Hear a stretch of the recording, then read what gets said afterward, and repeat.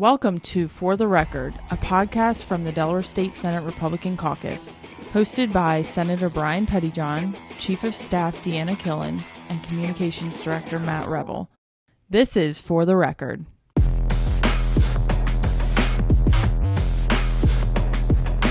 Well, we had just wrapped up the third week of this legislative session, the final in January and the final before JFC break. So why not have our fourth member join us, that being Senator Eric Buckson from the great 16th Senatorial. My privilege and pleasure. You know, I've told a few people this week, this January has felt like a month of Mondays. Yeah. It's just... Today felt like a month of Mondays. Today felt like a month of Mondays. Today. Yeah. Yes. All in one day. Yeah. I don't disagree, my friends. This podcast is, I got about a half hour before I partake in an IPA, so. Okay, very good. He will join you. I don't know. Yeah. We'll find out what we got. So what do you got this week, Deanna? Governor's budget. Governor's budget. Start with that. Yeah.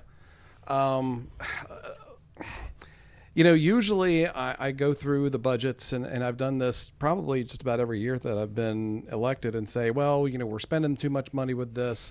You know, we're way too high on the budget. I got to tell you. Yeah. I'm sorry. I mean, look, you know, people want me to be critical. I'm going to give credit where credit's due. I like the curtailing of growth that we saw in Governor Meyer's proposed budget. Now, of course, this is his proposed budget.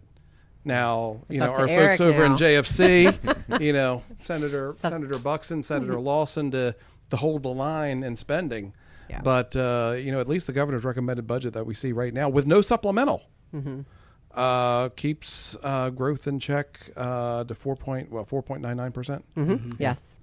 Yeah. And that was the message that Representative Spiegelman said earlier today when we had our joint press conference post the budget presentation. I'm sorry I couldn't be there. We had Sunset that was going way over, and it was actually one of the entities that I had wanted to go under Sunset, so I had to make sure I was there.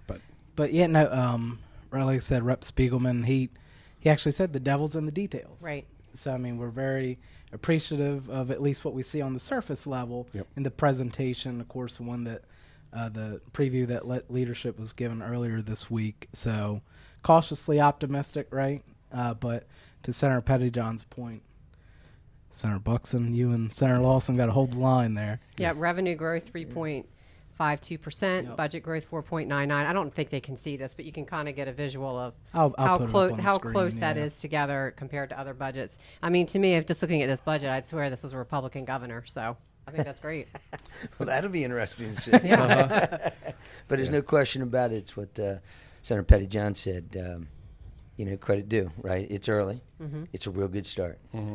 We'll see how it plays out moving forward. But I do think the folks in OMB, they certainly have sent a clear message to a governor who appears to get it, and they have set an early, you know, kind of foundation. And then the JFC definitely needs to hold the line. And I think the biggest holding the line is new spending. That's really the key. Yeah.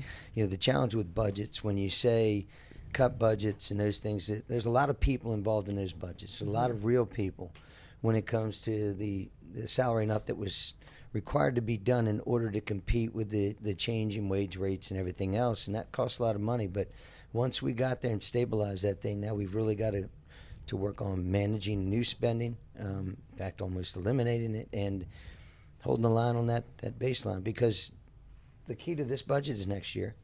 Yeah. Right, it really is. I mean, we've said all along, and you said it on the floor, I said it on the floor last year when we were talking about the budget, and folks were rightly concerned. I said we have the tools in the toolbox if the right folks are willing to come forward to manage this storm. But it's a 2-year cycle at a minimum. It's next year, which is the budget we're going to begin to work on, and then it's the following year that we have to be concerned with. Right. And I will say, you know, and you were talking about the leadership team that they have at OMB now.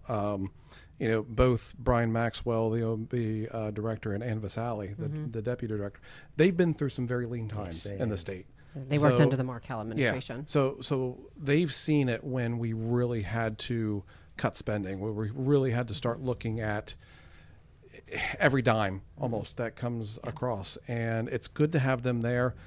You know, they're not there's very little learning curve with them in tight years. So really happy to see both of them there and kind of leading the governor's team when it comes to what was presented today. So again, kudos to the governor's office.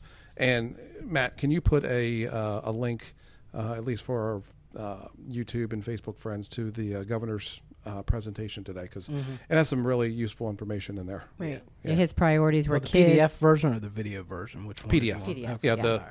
That. Yeah. Got it. So his priorities are kids, housing, healthcare, and workforce. There is a 2% raise for state employees. There is a raise for teachers. I don't know. Was there anything else that kind of stood out to you guys you feel worth mentioning? Let me clarify something. You can confirm what I think I know, that there is no plan for new tax revenues or a restructuring that generates more revenue. Not income tax. Not no income tax. tax. No. Right. Yeah. And Correct. then how about the budget stabilization, which is It doesn't touch. Doesn't touch Which is budget impressive. stabilization Or the rainy day or the fund. rainy day fund. I mean, that's impressive. Yeah. So that's where the JFC's got to come in and hold the line, because there's going to be some folks in the General Assembly going to see that pot of money and say, "You've got money." Right? The problem with that money is obviously that's money that's got to be cautious. You can't add it into an operational increase. Mm-hmm. And look, looking at the cost drivers, increases. Medicaid, $188 million. Yes. That's Because huge. Delaware is a Medicaid expansion state, so we have a personnel costs, collective bargaining, new union contracts, $117 million. Unit count, $40 million. Purchase of care, $37 million. Corrections, medical, pharmaceutical contracts, $36.2 million. Yeah. Employee and retiree health care, $31 million. A lot of people costs And that's in this important. budget. Yeah. right. When people look at us and say, "You gotta cut," I get it, I understand it, but the bulk of what we're spending money on is on people, and there's a lot of value in what we're doing. So got to make sure we're cautious, but there's value in understanding that these are hardworking Delawareans, or they're Delawareans in different aspects that are, Hardworking state employees, right, Matt? Oh, absolutely. Yeah. Right, Yeah. Pete. Yeah. Maybe eventually Blake. No, one thing that I thought was impressive and was really good, great example of a cut was, and correct me if I'm wrong in this figure, but regarding Department of Education, they went through their consulting contracts. Yes. And they found $1.4 million of savings. Wow. Where they Just in consultants. brought stuff Just in in-house. consultants, yeah. Right. And Governor Meyer asked all state agencies to do a 1% reduction of their ask. And some went More. well below that, or well more than 1% too. So, yeah. And another thing we need to look out for is SNAP benefits. Governor Meyer said, of course, we get 100% of that from the federal government, but the federal government is going to pull back if the error rate is over 6%. And right now we're at 12%. We're 12, yeah. So we've got to get that under control so that. But we that don't- 12% is a lot better than the 25% it was not too Yes, long ago. So- exactly. It has improved. And were you in that meeting at CSG when they were talking about Delaware and how high we were? Yes. Yes. Yeah. Yeah. Yeah. Delaware's, we've got to get this down. And a lot of this error rate, some of it could be, clerical type things. But there could be some people that are getting receiving benefits, but I'm sure there are people that are receiving benefits that should not be receiving benefits. So we need to get that rate down. This is federal monies that are coming in, and we need to make sure that we are spending that money right that's coming from the federal government. Absolutely. Otherwise, they're going to just cut off the flow of it completely. And rightfully so. It's a 100% federally funded program administered by the state. So the federal government's just simply saying to Delaware and every other state, look, we're giving this money on check, but you've got to verify that something as simple as an error rate is in a 7% below margin. That's a reasonable ask. It's a very understandable. The only other thing they did was basically a work requirement, which I think vast majority of Delawareans appreciate. So, You want to talk about the capital budget real quick? Sure.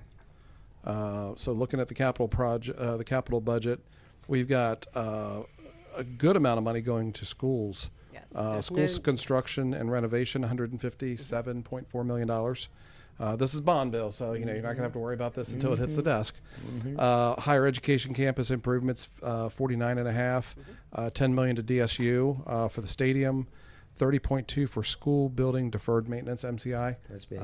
Minor capital improvements. Yeah. 9.3 for K-12 network infrastructure, and then 9.1 for school safety and security. Right. So good to see that in our there. preview meeting we had with the governor, he did say there was no new certificate of necessities. No new CNs. Yeah, for schools. For schools, yeah. We've got $21.8 million for the Newcastle County Courthouse Leonard Williams Justice Center improvements. 13.5 for the Old Kent and Sussex courthouses, the family courthouses. Okay, so that's the old courthouse. Yes. Okay. Yep. That's for renovation and reuse of those buildings. Which is interesting. $7.5 million for the Delaware National Guard Bethany Beach and Cheswold facilities. $4.5 for JP Court facilities, and $4 million to the correctional facility renovations. $13 million going to the Site Readiness Fund. Yeah. 10.9 going to R&D, research and innovation initiatives. 9.8 for the Riverfront Development Corporation. You want to talk about Riverfront? We need to talk about Riverfront Development Corporation at some point in time, because they've been getting a lot of money over the years. For a long time. Yep. Another notable thing he mentioned was $8 million towards a literacy fund, which is, I know that's important. I know they hired a lot of teachers to focus just on literacy. A friend of mine took one of those roles, so that's important to focus on that. Because and I will say $1 million for the Delaware Coastal Airport in Georgetown. Yes. They are doing a runway expansion to what is going to be the maximum length of that runway. I think it's 6,000 feet or 5,500 feet. So be able to bring in larger planes and have more work there at Aloft, which has some. They do some really neat stuff there with aircraft. Yep. Well. Yep. So we'll have more to report after JFC, which will be meeting all next month. So you have we will. Yeah. Eric has the hard job now. Yeah, he does. Keeping everything under control. It's interesting. We've been somewhat spoiled in the 3 years that I've been there, in the sense that we knew challenging budgets were coming. We weren't necessarily, and I say we, the group, the majority especially, weren't forced to make challenging decisions. And a lot of decisions, again, were centered around healthcare and people, salaries and others.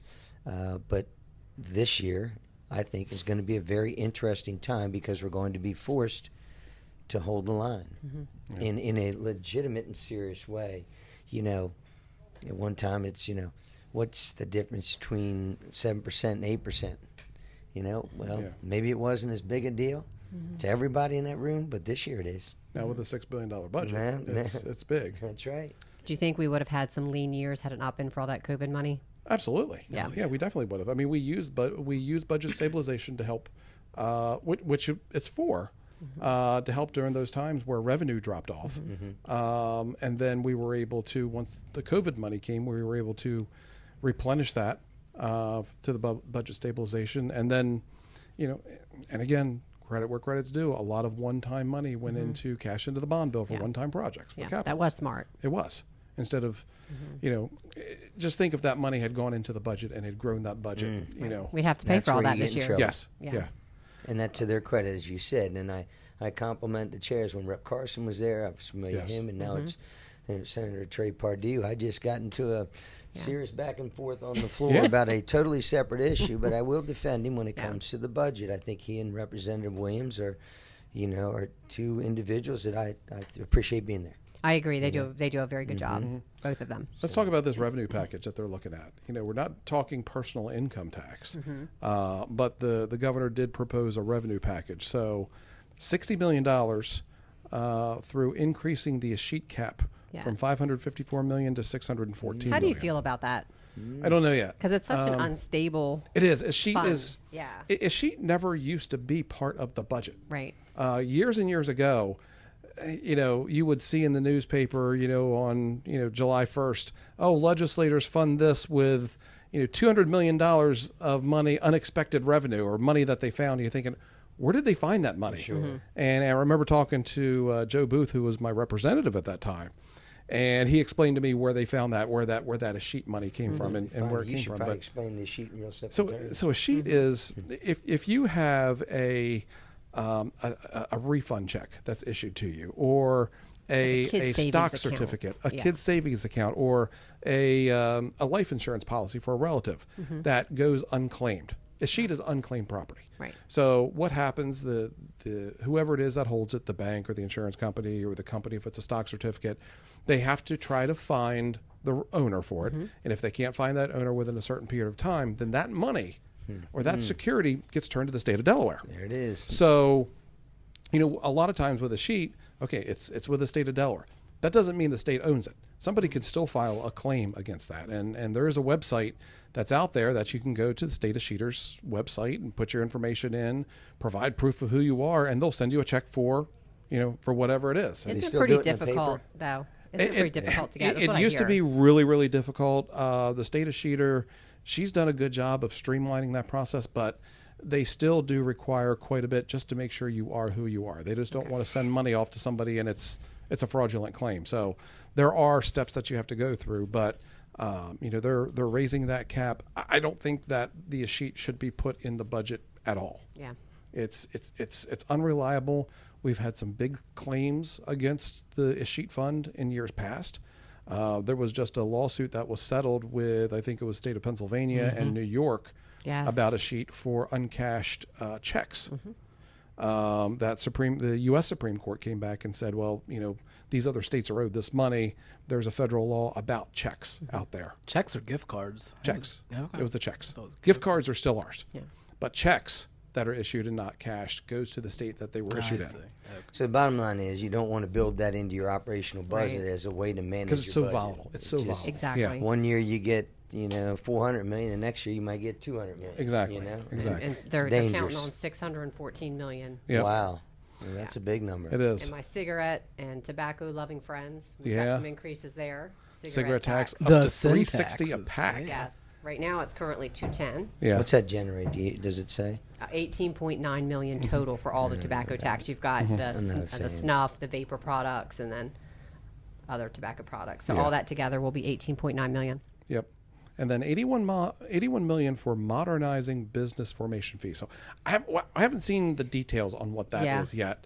So What could that be? I don't know. I'm not sure if that is raising like the LLC formation fees or the C Corp fees. For when you're forming an entity. Okay.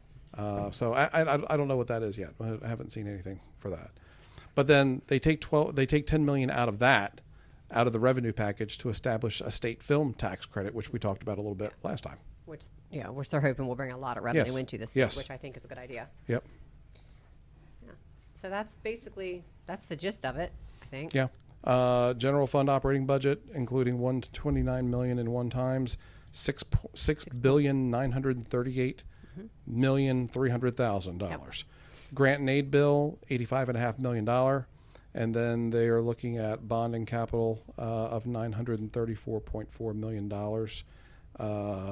And they're moving, it looks like $221 million cash into the bond bill. Yeah. So that's going to come out of the operating fund budget line, go directly into the to the capital budget.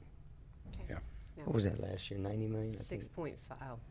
So you mean cash to bond? I'm not sure. No, the Grant total aid. bond bill? Don't know right offhand. Yeah. I was just curious because obviously those folks are always curious if they're Yes. facing increases or cuts, and Yep. that's one of the things they're always looking to. Take a look at this. Is it- Because we just did mini bond. I thought he And- said it was less than last year. Didn't he say But that? I think he in did. our thought I packet? remember the number was Yeah. like Well, I 90 remember million cash to at one bond time. bill was less. Yes, They that's- cut cash to bond bill, but I'm not sure. See, so we can incur debt up to a certain percentage of our expected revenue. So as the expected revenue goes up, we can get more, we can accrue more debt constitutionally. So that number can grow organically based on the revenue projections. So I'd have to take a look to see what last year's bond was. I think I think this is less, but I don't think we hit. I don't think we've hit $1 billion in bond. Yeah. Well, Yep. And no community reinvestment funds this year either. No, but if you remember last year, Governor Carney did not put community reinvestment in his recommended budget, so that got worked on downstairs during all the markup processes. Okay. and it's fair to say sooner or later. And then again, that's a luxury that You've enjoyed since you've been here. Yeah. Representatives and senators have enjoyed that aspect of help making good projects come to fruition. And it does go back into the community. It's probably better served in a tight budget to pull back on that. Yeah. I mean, it's good when we can direct funds directly into the communities, kind of like we do with community transportation funds, instead of waiting for a longer process, with grants. So if we can do it, we can. If we can't, we can't. Every time I tell the organizations that get it or are applying, I said, we might not have it. It just depends on how the budget looks, how the revenues look. So it's a fair statement, even if it isn't fun. Yeah. So. All right. Why don't we talked about this last week, Senator Hawker's Reggie bill, Senate Substitute 1 for Senate Bill 64, that has been released and assigned to Environmental, Energy, and Transportation Committee. So we should see that when we come back in March. This is a great bill. It does not cut any of the existing energy or assistance programs that are already in place. It basically says that any money collected above 2025 levels goes right back to the ratepayers, which obviously is a very welcome message right now with electric bills. So we'll see what happens there. We're actually getting a lot of feedback from people I didn't expect. Very supportive of the bill. So we'll see. And if it doesn't make it out of committee, he's got Senate Bill 65 that he will release right after, or push for after that, which basically just gets us out of Reggie completely, which we know that won't pass. So I don't know. We'll see what happens with 64. In fairness, that's the criticism from some are going to say you just should get out of it. Well, that's we don't disagree. Unfortunately, we're working with what we have, and I think that the bill he's presented is it's a fair reasonable ask that supports what I like about it is it supports Delawareans are hurting, and it's not one classification, and it's more likely to be the middle class who's not used to needing any type of assistance and isn't asking for assistance here, but in fairness to them are experiencing a doubling and a tripling of a bill that it just doesn't make sense to them, and that's fair. So if this can support Delawareans in a broad measure, I like it a lot. So we'll keep everyone posted on that. We had 2 veto overrides this week. Senate Bill 63 and Senate Bill 75. These passed last year. Governor Meyer vetoed both of these bills, and the Senate and House both voted again. Nope. Not on the marijuana. Not on the marijuana. Hasn't gone through the House hasn't. The House has not. Okay. So any news on that? Are they not going to do it? I don't know. Or they just haven't done it yet? I hear there may be some problems with vote count. Okay. Well, that's good because of the 2 bills, that's the one I like the least because that one loosens marijuana dispensary zoning restrictions and reduces basically local control. And I think this is geared more at Sussex County than any. It also allows dispensaries to be located as close as 500 feet from schools and child care facilities. So I'm not a huge fan of that. So we'll see what happens with that one. Senate Bill 63, did you want to mention anything about that wage theft bill? I know that doesn't apply to a lot of people, but maybe just a quick explanation. No, it doesn't. Do you want to take that one, Eric? Or?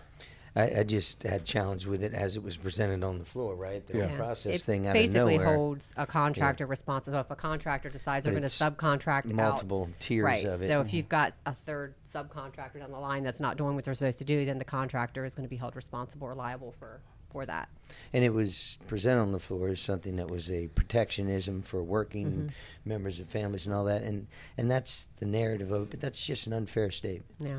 There are many folks working, especially in Kent and Sussex County, that work on a merit system who, would rather prefer that we stay out of their business, right? A lot of minority groups actually came out in opposition and asked us not. The Black Chamber was, the Latino community did. Right. They walk right past it. And why do they do that? Because those individuals are working in labor-based shops, working, and they are essentially saying that, it's a merit system, it's an earned system. We trust the process. There are tools in place to hold folks accountable.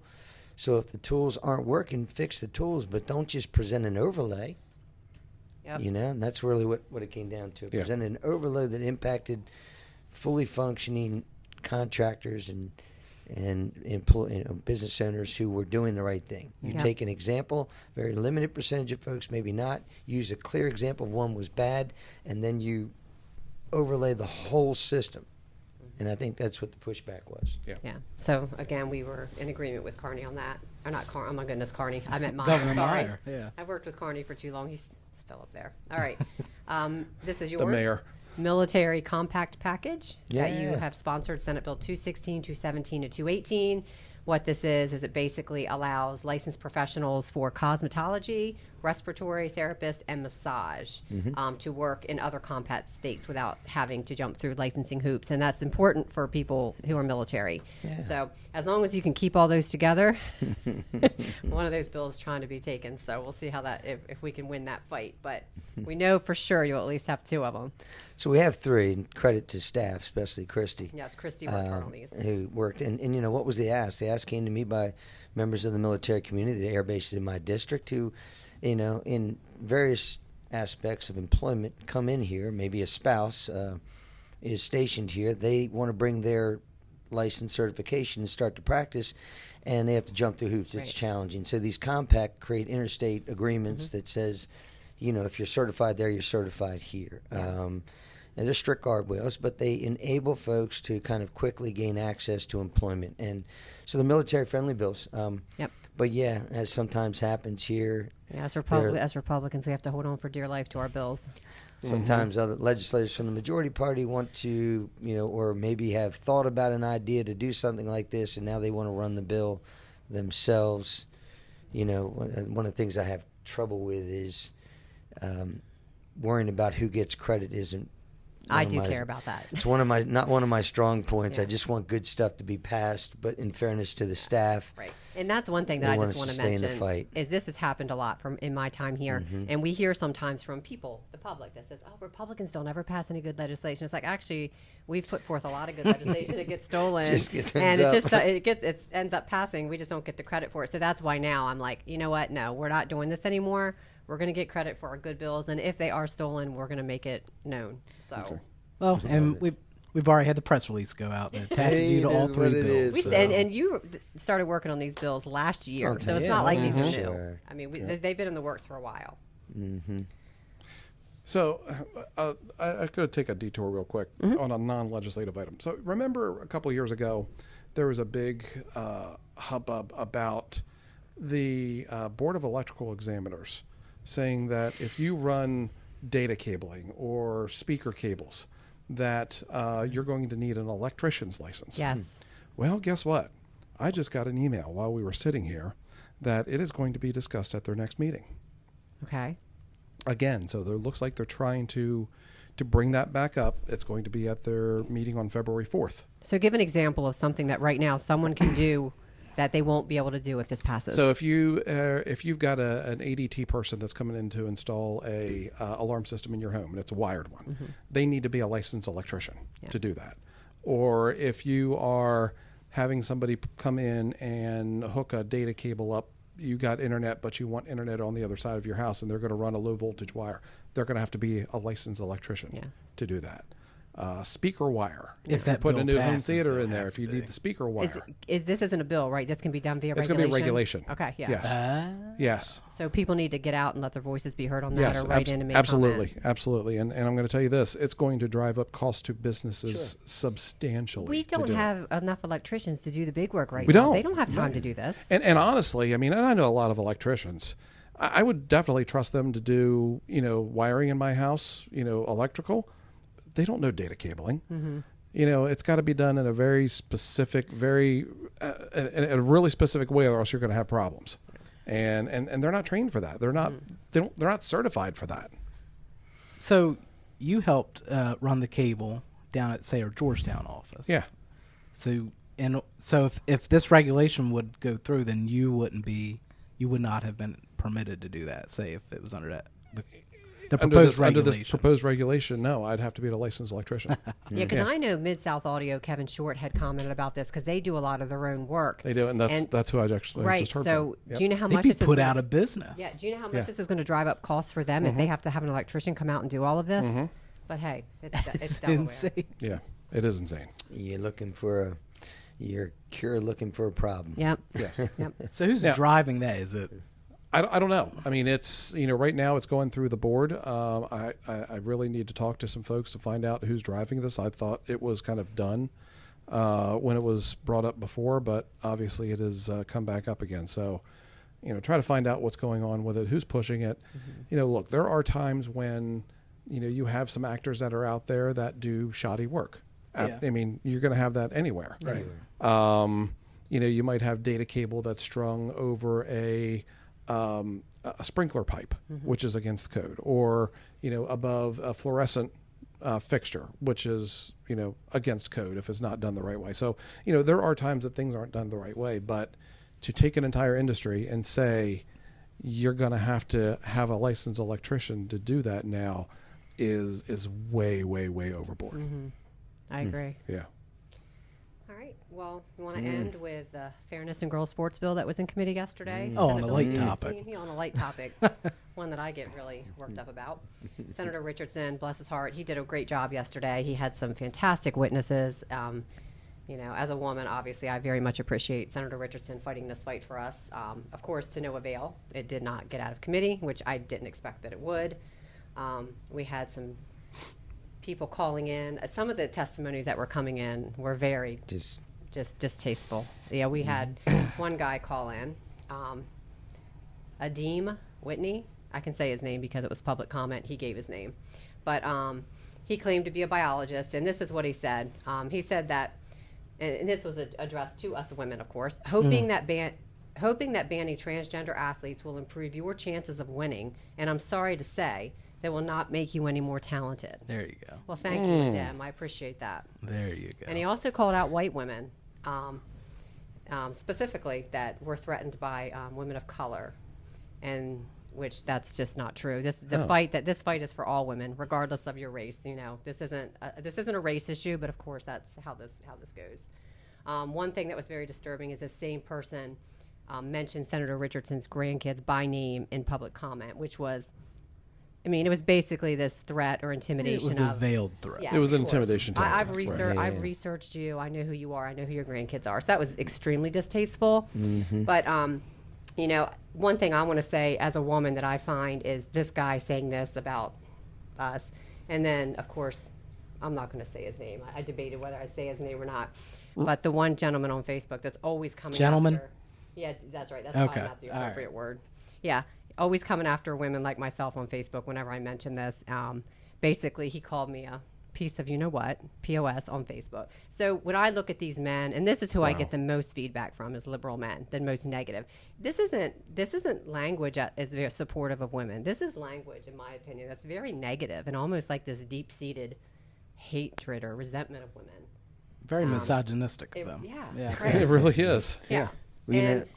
I was disappointed that the Education Committee and the Energy Committee were kind of put on the same time, and I'd anticipated them canceling that hearing and moving it to March to give more time. But anyway, my point is simple in two things. Number one, Senator Richardson, my understanding, the young Senator Richardson showed up. The military veteran. He basically was like, like, said, "Hey man, I live here, and if you want some, come get some." He gave his address. I said, "Hey man, don't let the old man fool you, baby." But I would love that. I will say this, and this is something, whether it's that testimony from that individual or others, what they want you to do is get trapped using logic in an illogical argument. And that's really what they do. They're masterful. And who's they? The folks that are opponents of legislation that, kind of speaks to logic. They use illogical thoughts and emotion to get you trapped into chasing your own tail. And you got to stay out of that. You really, we got to really focus. My hope that the Supreme Court clearly defines where we are. Yes,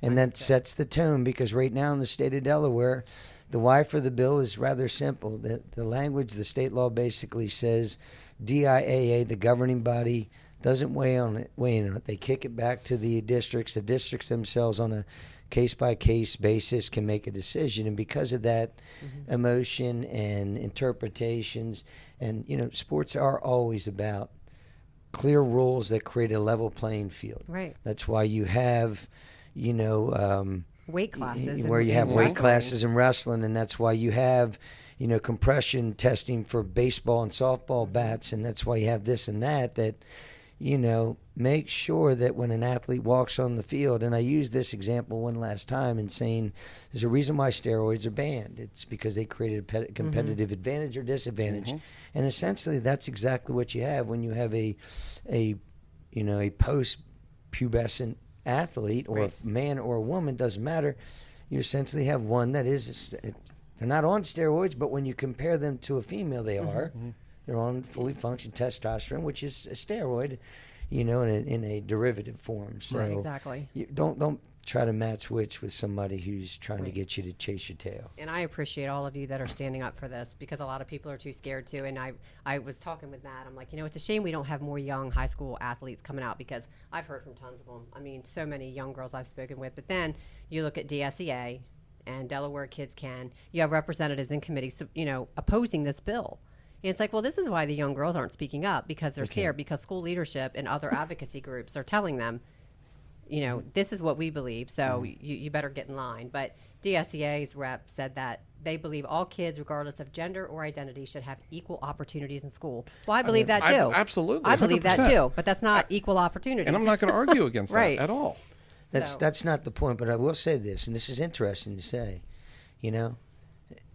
Every sport, not every sport, but many sports, don't guarantee that you get to play. There's cuts in basketball, there's cuts in baseball. We can name other sports where there are cuts.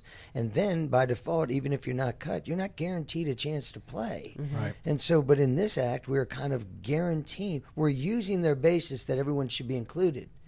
And we're not trying to exclude anybody. We're saying sports is a unique situation. It already has, by default, ways to exclude people. You get cut. Right. You don't get to play. It is what it is. You can't get around that if you're going to have competition. Yeah. So, yeah, good one to end on, huh? Yeah, good one to end on, yeah. Yeah. I was less emotional than I was yesterday.